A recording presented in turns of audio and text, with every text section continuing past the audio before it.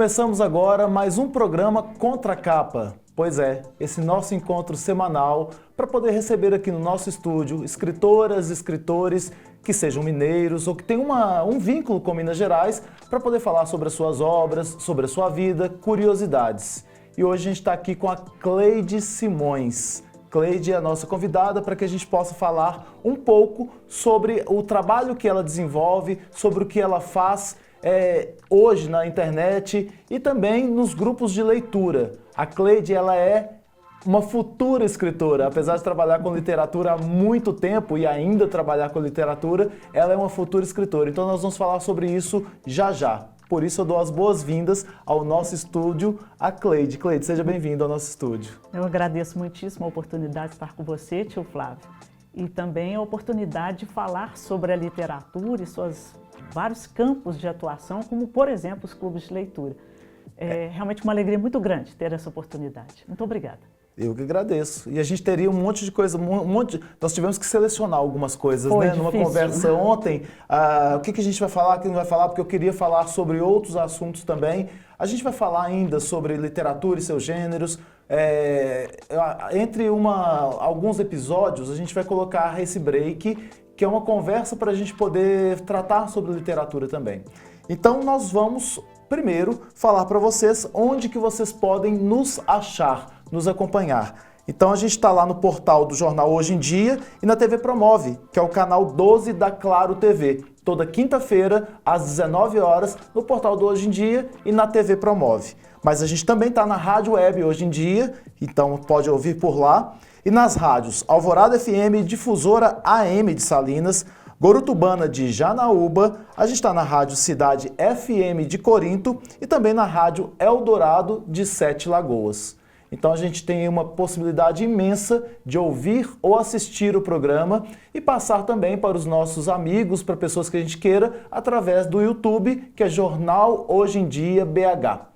E a gente vai falar então com a Cleide Simões. A Cleide, ela é graduada em Letras, com pós-graduação lato sensu em História da Arte. Então a gente vai ter que puxar muita coisa aí na conversa de hoje. Ela é professora de português e das suas literaturas, trabalhou com jornalismo cultural no jornal O Tempo e como colaboradora do Suplemento Literário de Minas Gerais. Atualmente, ela desenvolve um trabalho como Bookstagram, que a gente vai saber já já o que é isso aí lá no Instagram e no YouTube. E como Grilo Falante, que é o Bookstagram dela, né, no YouTube e no Instagram. E junto à Livraria Quixote, criou uma iniciativa que é o Clube de Leitura Quixote Falante. Então a gente começa agora esse Contra-Capa, eu sou o tio Flávio e vou conduzir essa conversa amistosa sobre a literatura nesse tempinho que a gente tem. Cleide, então vamos lá para aproveitar o máximo de tempo que nós temos aqui. Me fala sobre essa questão dos clubes de leitura. Muita gente fala sobre essa questão de criar um clube de leitura, mas aí as pessoas se perdem por causa da regularidade, todo mundo deixa o tempo te atropelar, então acaba, não consegui ler, ter um livro por mês é complicado. Como é que é a iniciativa de criar um clube de leitura? O princípio fundamental é o incentivo à leitura. A abertura, o conhecimento para obras que, porventura, um leitor não tenha conhecimento dela, não tenha notícias dela. Então, nós fazemos uma curadoria, né, que esse trabalho eu tenho feito com o Alencar, que é da Quixote, da Livraria Quixote, e ele mantém também uma editora. Então, tem lançado muitos novos escritores, ou escritores já consagrados também, e nós pensamos em fazer um clube para que as pessoas conhecessem esses lançamentos. Mas a ideia cresceu, como sempre, né? Nós pensamos dentro de um campo e as ideias vêm, as pessoas procuram, dão sugestões e marcamos um primeiro encontro. Escolhemos um título de uma autora, Camila Nicásio. Que é mineira, né? É mineira, é professora da universidade, do curso de Direito, e ela lançou um livro maravilhoso que eu li, falei sobre ele no meu trabalho no Instagram, no Grilo Falante, e houve um retorno muito grande. Então nós decidimos que ele seria o primeiro livro, até pela facilidade do escritor estar presente também, isso ajuda bastante, e lançamos a ideia, né? Fizemos um pequeno projeto, lançamos as inscrições e houve uma procura muito grande. Só que nós tínhamos uma restrição de espaço, que a livraria é pequena. Então, no último minuto, as pessoas falaram, vamos abrir uma live? Ok, abrimos uma live e a live foi ótima. Teve uma procura muito grande, retornos ótimos. Então, nessa primeira edição, nos deu um incentivo muito grande para continuarmos. Por quê? Um livro por mês. O público é o público interessado em literatura. Nós não delimitamos idade, gênero, nada.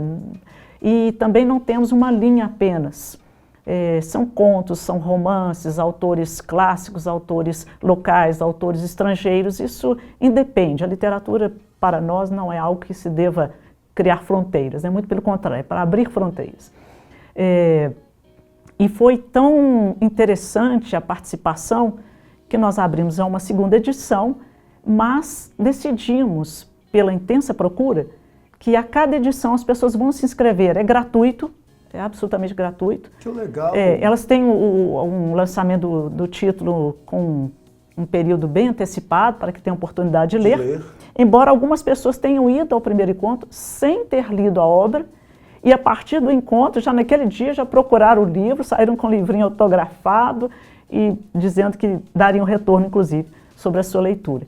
Então, é um incentivo, sabe, tio Flávio, que nós procuramos dar, que a literatura está um pouco esquecida devido às urgências da vida das pessoas, dentro dos formatos agora de acesso aos cursos universitários, aos cursos de terceiro grau já, o Enem não pede obras literárias, embora tenha literatura, análise de pequenos trechos, a teoria literária, mas não tem aquela seleção de títulos mais, né? Algumas universidades de São Paulo mantêm, algumas universidades mantêm, mas está quase que generalizado que não seja uma leitura obrigatória, que era o caminho que nós tínhamos para incentivar e formar leitores da literatura ficcional. Então, houve uma defasagem. Então, agora nós decidimos que vamos procurar caminhos para que as pessoas encontrem na literatura uma formação, não só de leitores, dentro do espectro cultural também, mas o incentivo, inclusive, à reformulação até dos processos de comunicação, que nós entendemos que têm ficado muito restritos, né, devido a essa frequência das telas, do texto rápido, do texto fragmentado. Não só por isso, outras questões também, mas o Clube de Leitura procura trazer isso agora, revolver um pouco essas questões. Sabe? Mas o Clube de Leitura, ele acaba sendo para pessoas que já têm esse hábito da leitura, que gostam da leitura, ou ele pega aquelas pessoas que têm interesse também, mas não têm hábito, porque às vezes as pessoas falam assim, eu não gosto de ler. Ir para um clube de leitura não gostando de ler é quase que inviável, não é? Que eu digo inviável assim, que não aconteça. Porque seria ótimo, não gosto de ler, vou descobrir o que e descobrindo vou ver que não é um bicho de 7 cabeças e vou quebrando as minhas resistências. Mas a gente já pega no clube de leitura geralmente pessoas que têm hábito de leitura, ou isso é errado pensar dessa forma? Não está incorreto, mas é predominante. Mas tivemos também a experiência de ter algumas pessoas que não têm o hábito, leem, mas não têm frequência, não têm o hábito, foram por curiosidade. Quero saber como funciona. E se sentiram muito empolgadas ali no momento. Então, eu creio assim, que foi muito feliz perceber isso. Mesmo que você não exija, eu acho que é importante isso, não dizer, olha, só pode frequentar quem ler o título, quem tem que vir com o título já. Porque isso já afasta, né? Afasta e você perde ali uma oportunidade maravilhosa, né? De criar um vínculo por meio da literatura. Então, houve essa surpresa também. Então, nós temos essa pretensão. Porque quando você fala sobre o clube de leitura, eu estou pensando assim, eu tive com amigos um clube de leitura que a gente identificava, nós votávamos, não tinha uma curadoria, porque eram poucas pessoas, 10 pessoas, a gente votava um título a cada mês, e aí tinha uma influência muito grande de um que às vezes era alguma literatura que eu não gostava, mas que isso quebrava barreira para poder abrir a possibilidade de conhecer outros tipos de, outros gêneros. Eu não gosto de poesia, e o livro escolhido desse mês foi a poesia. Eu vi uma vez o Manuel Bandeira falando que ele tinha uma certa cisma com o soneto, e o soneto foi que criou tirou o preconceito dele com aquele estilo, sabe? Sim. Quando ele começou a conhecer, porque o preconceito vem da ignorância, né? Sim, exato. E aí, quando a gente fala dos clubes de leitura, vocês têm uma curadoria. Sim. Se alguém que está nos assistindo aqui queira montar com um amigo, empolgou e queira montar com um amigo, como que isso pode ser feito? Que se não tem uma curadoria, mas os amigos querem se unir, ou a gente está falando aqui, tem uma escola que está nos ouvindo. Sim. E quer montar com os seus alunos também. Quais são os passos para montar um clube de leitura? Eu creio que o primeiro passo seja reunir as pessoas interessadas, mesmo que não sejam leitores habituais, e estabelecer ali uma conversa. Qual é o objetivo do grupo? Se reunir, primeira questão cronológica, né, uma vez por mês, a cada 2 meses. Isso é importante, né, ter essa periodicidade. Que seja, eu penso que seja muito importante nesse momento, principalmente pós-pandemia, que as reuniões sejam presenciais. Mas no caso, por exemplo, eu conheço, você pode ter um amigo que mora em outra cidade ou tem dificuldade de acesso naquele dia, naquele horário, então, ok, que se abra ali uma comunicação, né, pela internet. Mas é muito importante que as pessoas tenham esse encontro do olho no olho, de ouvir ali a voz, de sentir a respiração, de ter esse hábito de ouvir e de aguardar o seu momento de fala, de aceitar uma posição que seja diferente, e até é muito surpreendente, a literatura tem isso, que trabalhando muitos anos, né, na sala de aula, é muito comum quando você entrega uma obra literária e faz às vezes uma análise dentro de sala e alguém levanta o dedinho e fala assim, será que o autor quis dizer isso? Então nós sempre respondemos, olha, eu não trabalho com a intenção do dizer, eu trabalho com o texto escrito.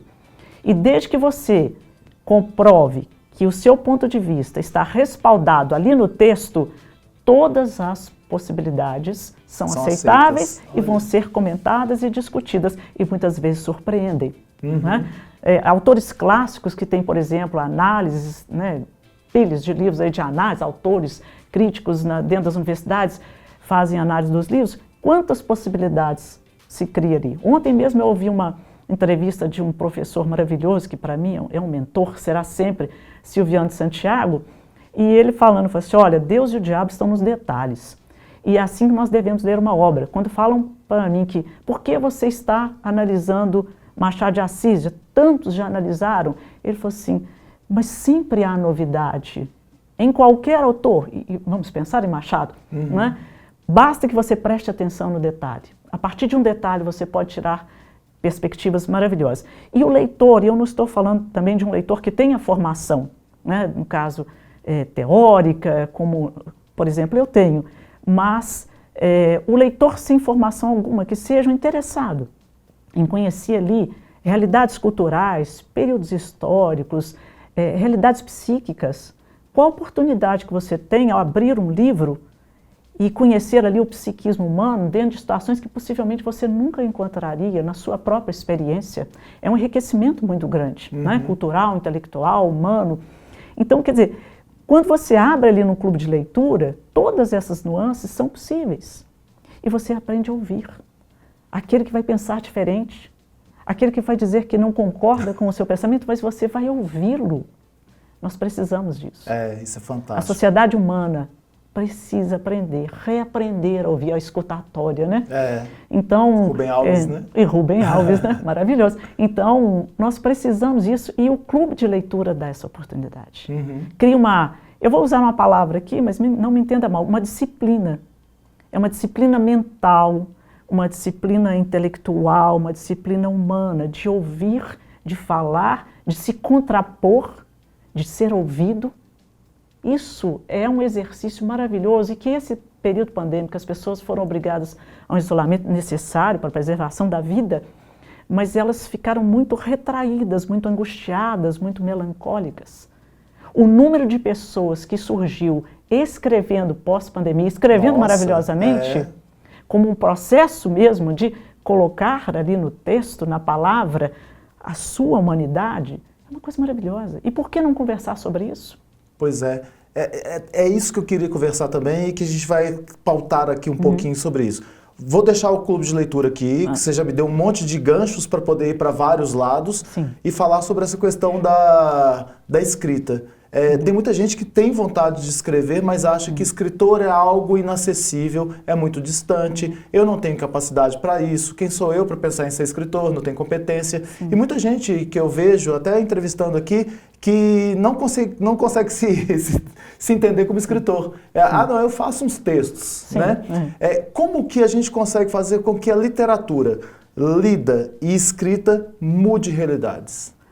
Bem, você tocou num ponto aí, até eu vou retomar para chegar nessa questão. Por exemplo, dentro das escolas, né?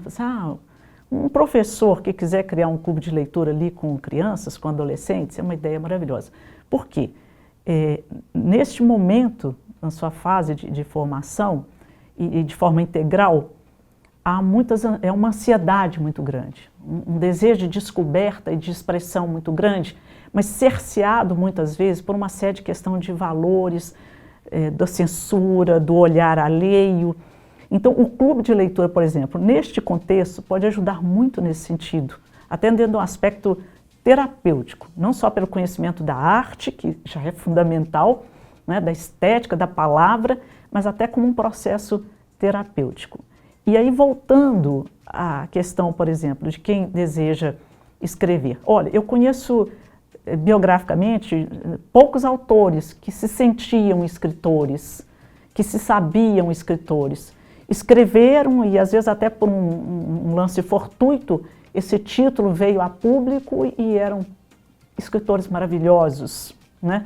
E que a cada título permanecia a dúvida na sua intimidade. Será que eu sou escritor? Será que eu vou dar certo nesse título como no título anterior? Mas quando eles se propuseram a deixar essas questões do entorno e se envolverem com a própria escrita, o texto fluiu, a literatura se engrandeceu e aquelas pessoas, muitas delas, relatos são inúmeros, de se salvaram. Você mencionou Manuel Bandeira.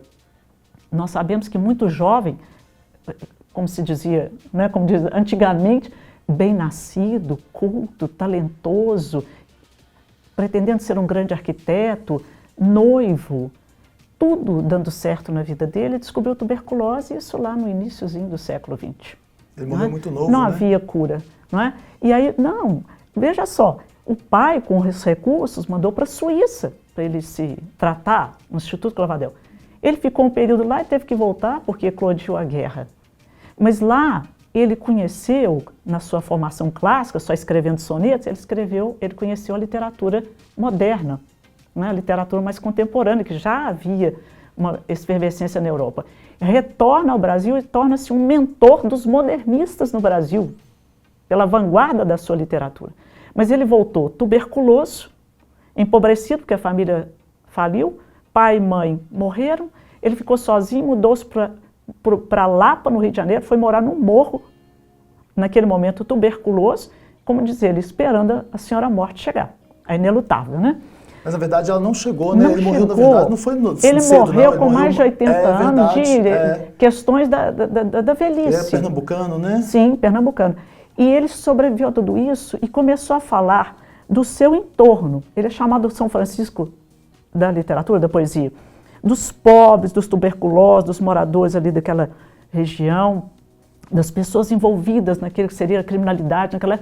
O tema dele foi isso. E com uma compaixão, desenvolveu nele um olhar, uma humanidade para aquela situação em torno dele e da sua própria, porque ele falou muito de si também na sua literatura, que transformou-se como escritor.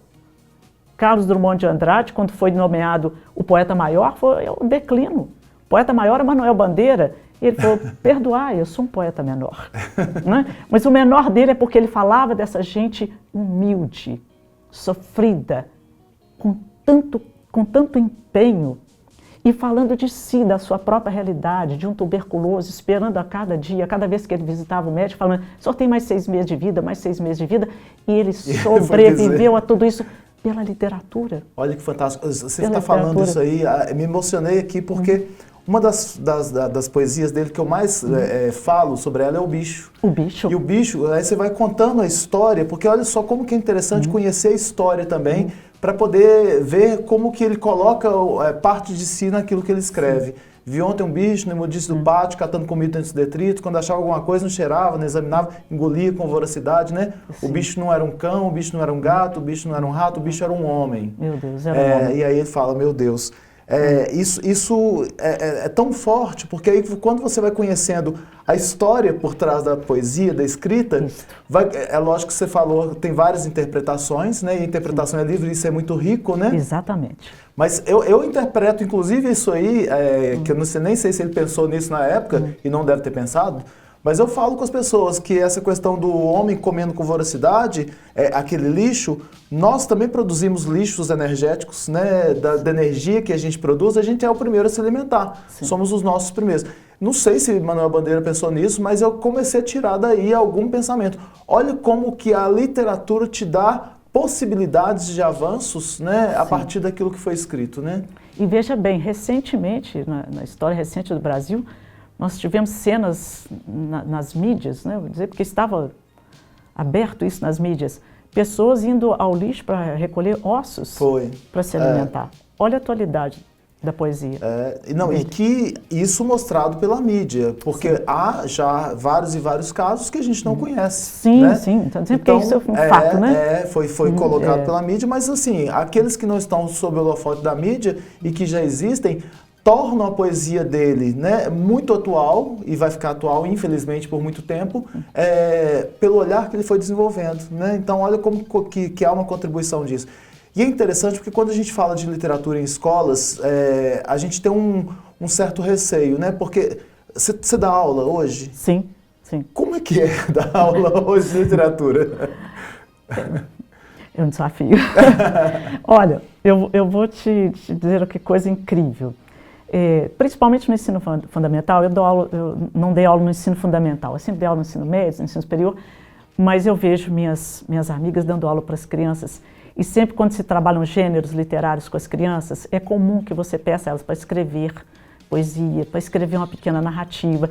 E aí faz um livrinho das crianças, faz o lançamento do livrinho das crianças, aí os pais vêm, as crianças ficam numa felicidade. E eu tenho alegria de dizer, alegria mesmo, sinceramente, de que eu já tive tantos alunos que se tornaram escritores. A Lavínia Rocha, por exemplo, recentemente. Ela em sala de aula era um fenômeno, alegria, vivacidade, energia. E quando eu dei aula para a Lavínia, ela já havia lançado 2 títulos. Ela é uma adolescente de 17 anos e já havia lançado 2 títulos. Mas houve outros. Eu tive um aluno recentemente que fez medicina e me convidou para o lançamento de livro dele. Que eu fiquei assim, eu falei assim, mas eu nem sabia que você escrevia. Ele falou assim, mas eu tinha muita vergonha de falar. Fez medicina e lançou agora um livro ficcional e muitos outros. E quantos não há exemplos assim? Eu estou dizendo da minha experiência específica, mas há quantas pessoas. Eu li um livro na semana passada, falei sobre ele até no meu trabalho no Grilo Falante. Eu cheguei a comentar com você da Glória Santos, que ela falou sobre o luto. Não, era uma pessoa que durante a pandemia, inclusive, passou por uma experiência real, não era escritora e decidiu escrever sobre isso. E foi uma literatura que eu parei muitas vezes, assim, com nó na garganta. Eu falei, que escritora maravilhosa, que verdades que ela trouxe para esse texto e quanto vai ajudar, né, essa literatura para as pessoas que passaram ou vão passar por uma experiência como essa, que é da natureza humana. Exatamente. Todos nós vamos passar por isso. Então, assim, como a literatura ajuda as pessoas nesse sentido? No Extremo Oriente, no Japão, por exemplo, há uma literatura que se chama literatura de cura agora, porque há um índice de suicídio de jovens, inclusive, muito grande, né? Principalmente naquela região do planeta. E como essa literatura tem ajudado as pessoas a criar uma série de experiências terapêuticas para evitar que as pessoas venham a cometer o suicídio, algo dramático, mais dramático talvez, né? A ação humana contra si mesmo. E a literatura tem ajudado, tem trazido resultados maravilhosos em relação a isso. Então, nós estamos falando da literatura dentro de um aspecto que eu acho que é gritante hoje, né? Eu estou deixando até um pouquinho a questão da arte, da estética, né? Mas eu acho que é fundamental que as pessoas entendam o quanto esses grupos, por exemplo, né, de leitura que estão surgindo, e são muitos, podem trazer benefícios, não só no conhecimento da arte, mas para suas próprias vidas. Eu estou com um projeto do Tio Flávio Cultural com o Conselho da Comunidade de Igarapé, dentro de um presídio. Eu falei com você e vou precisar da sua ajuda. Com certeza. Em que a gente entrega o livro para todos de uma ala. Então são 150 livros, eles leem os livros, eles fazem uma resenha. E a gente não consegue fazer ainda, mas já voei aqui em vários aspectos de fazer essa questão da interação, porque a interação vai desenvolvendo a questão da disciplina, do respeito, do ouvir o outro. Eu fiz um curso do CVV, Centro de Valorização da Vida, e lá a gente falava com os participantes, e quando a gente acabava de falar, a gente falava ponto. Para as pessoas entenderem que agora você pode falar. O câmbio, né? Acho que até não fica muito assim, rígido, mas até as pessoas começarem a educar-se, né? Para ouvir, coisas desse tipo. Porque a gente tem que fazer essa educação. Como o nosso tempo voa, eu vou pegar um pedacinho do nosso tempo aqui para encerrar o nosso assunto, para que você fale do Grilo Falante. Como é que foi essa ideia de chegar no Instagram, de chegar no YouTube, para poder falar de literatura? E graças a Deus que você teve essa ideia, porque você consegue trazer para a gente o seu conhecimento, sendo disponibilizado de maneira gratuita para mais gente. Olha, primeiro pelo amor à literatura. Eu queria um lugar de expressão da experiência que eu tenho de leitura, da experiência no ensino da literatura, mas dentro das escolas, por mais maravilhoso que seja, nós estamos restritos a um programa, a um tempo, né, a um condicionamento da literatura para um objetivo, fazer uma prova. Né? Eu queria expandir isso. E um dia, conversando até com o diretor do Colégio Santo Antônio, Frei Vicente, ele falou sobre desenvolva seus projetos, você tem ideias. Eu falei, o senhor tem razão, eu vou expandir isso. E me veio à mente essa ideia, foi que eu acompanhava o Instagram e via que as pessoas faziam muita resenha de livro. Absolutamente meritório. Mas como eu sempre trabalhei e sempre tive muito amor, assim, a procura do entendimento do texto, eu quis fazer análise. Eu falei assim, o meu nicho vai ser a análise, porque é o que eu consigo fazer de melhor. Sempre o meu melhor, né? E comecei a fazer dentro do Instagram e cresceu, evoluiu muito. E eu pegava livros aleatórios, livros que eu tinha em casa, livros que eu gostei, livros que amigos indicavam. Aí comecei a ter o incentivo das editoras, mandando livros. Eu falei, olha, eu vou falar dos livros que eu gosto, eu não vou falar mal de ninguém, eu me nego. Livro que eu não gostei, eu não falo. E recebi livros, só que o tempo do Instagram é pequeno, embora o retorno seja maravilhoso, muito rápido. Aí eu tive um incentivo também de amigos, até de uma pessoa da minha família, para criar um canal no YouTube. Eu falei, eu não sei criar. Não, nós te ajudamos, me ajudaram. Amigos são maravilhosos, né? Eu falo que é a melhor coisa que você pode ter neste mundo, chama-se amigos. E criei, portanto, o canal no YouTube. Lá eu posso falar um pouco mais. O mesmo trabalho, porém expandido. Eu faço análise de textos, textos clássicos, textos contemporâneos, literatura brasileira, literatura de outros países, de outros continentes. Tem sido uma experiência maravilhosa, porque tem o retorno. Esse retorno é fundamental. Então, assim, eu me senti, dentro dessa perspectiva pessoal, muito engrandecida e muito grata pelas redes sociais, que a gente fala assim, há muitas críticas em relação a algumas questões das redes sociais. Bom, então, vamos fazer o bem dentro dela. Já que ela existe, o que a gente pode fazer, né? Como que a gente pode transformá-la de uma maneira acessível? Porque olha, quando a gente falou do clube de leitura, eu participei de um clube de leitura que tinha uma pessoa que estava na Alemanha, foi com a Aline Bey. Nossa, maravilhosa. A Aline Bey participando, escritora, né? Maravilhosa. E gente de Florianópolis. E aí, ela te dá essa possibilidade de unir o mundo, né? Em torno da literatura e de outros temas mais. Mas eu queria te parabenizar pelo Grilo Falante, parabenizar pelos olhos que brilham ao falar da literatura, da sala de aula, e queria saber como é que faz para poder te encontrar. O Grilo Falante é Grilo Falante mesmo. Zero, Grilo Falante 0, numeral, né? Numeral 0, tá. isso. No YouTube? YouTube e Instagram. Então nos dois lá, Grilo Falante 0. E para poder conversar com você, vai nesses canais ou tem algum outro no Instagram? Sim, nesses canais. E também fica o convite para o Clube de Leitura, o Quixote Falante. Basta ligar lá para a Livraria Quixote e se inscrever. O próximo encontro será no dia, um a cada mês, da segunda quinta-feira de cada mês. Ótimo. Não é? Então fica mais fácil assim. Então é gratuito, todos são bem-vindos, tendo ou não experiência de leitura, tendo ou não lido livro, mas já vai chegar, vai encontrar amigos, vai ser muito bem acolhido. Nossa. Ô, gente, nós ficamos por aqui agradecendo a Cleide por essa conversa que daria ou que dará para a gente poder falar muito mais tempo em outros programas, né? Dariam Sim. outros programas diversos. Agradecendo pela contribuição que ela nos traz, não só falando sobre o clube de leitura, mas falando também sobre a literatura em si, como ela transforma a vida das pessoas que escrevem, que leem e do mundo que precisa. Então, nos encontramos no próximo episódio.